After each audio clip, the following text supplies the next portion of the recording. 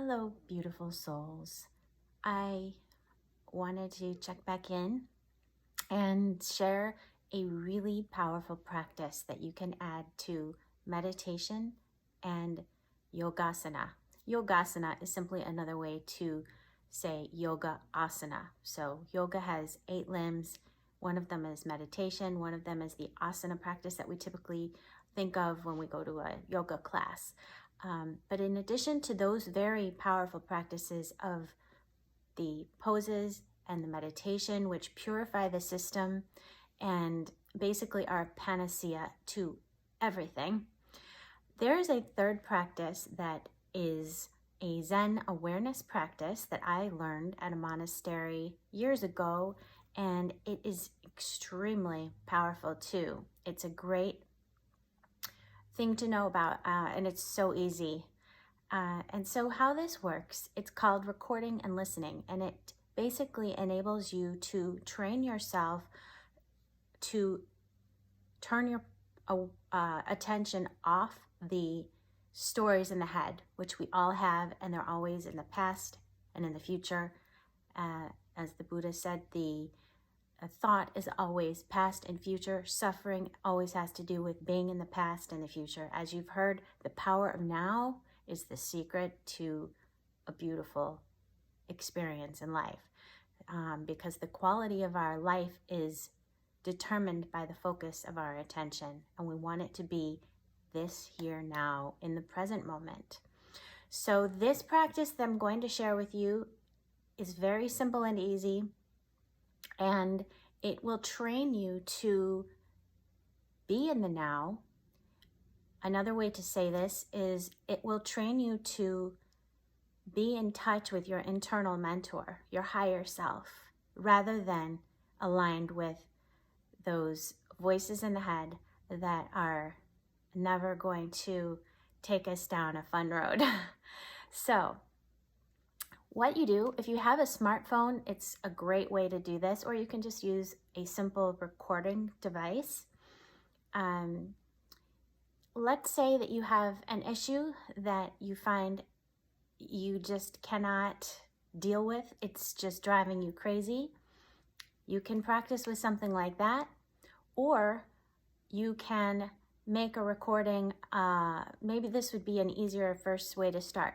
Make a recording that would really support you, something that you can listen to anytime during the day that will be just what you would wish you would be told from a best friend, from a mentor. This is going to be from your internal mentor. So how it goes, take your recorder and put it in your right hand. We're going to do this recording and listening practice is what it's called.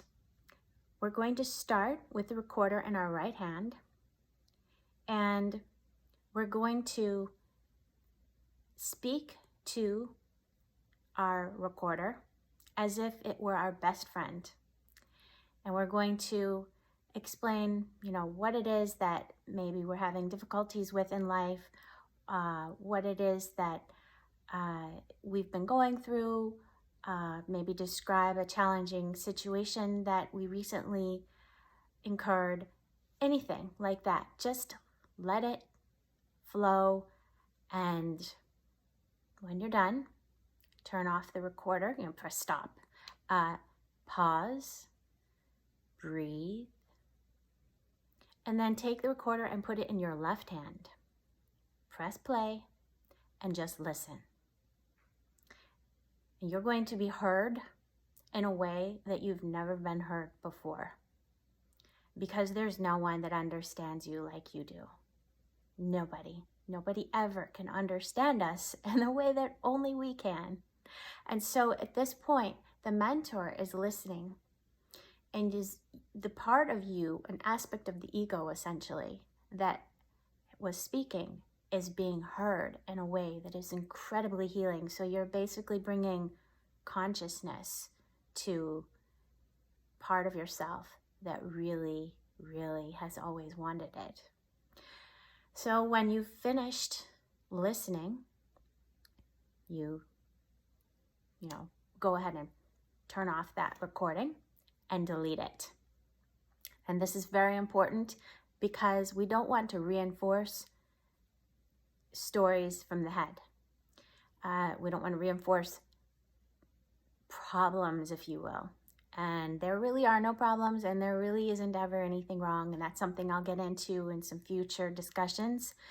For now, just trust me on that. And I'm sure intuitively you can understand why that resonates probably on a deep level.